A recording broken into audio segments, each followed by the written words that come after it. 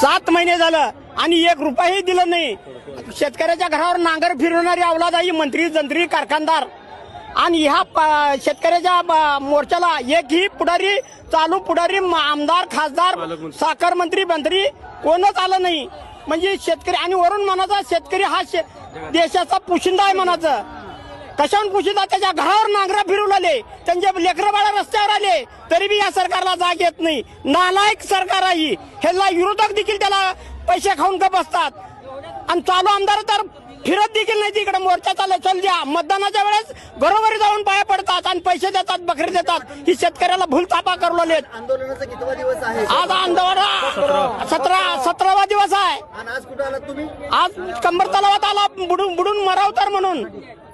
घरात बायको येऊ द्या झाली म्हणून घरात बाळाचा शिक्षणाचा विषय, बी भरण्याचा खाता बियाचा विषय.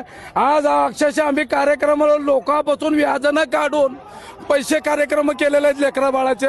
आज पूर्णपणे आम्ही देशोधडी म्हणजे आम्हाला कुठं जागा सुद्धा राहिली नाही. कुणा सावकारापाशी पैसे घ्यावं मला तर जागा राहिली नाही. आज ना एकदम म्हणजे आत्महत्याशिवाय पर्यायच राहिलेला नाही दुसरा मार्ग. ह्या सरकारला एवढं कसं कळवळ लागेल ना. आज तळतळीनं आम्ही ह्या रस्त्यावर उतरलो.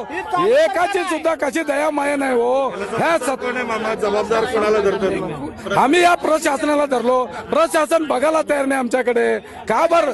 आमचा हक्काचं बिल आहे. आम्ही भीक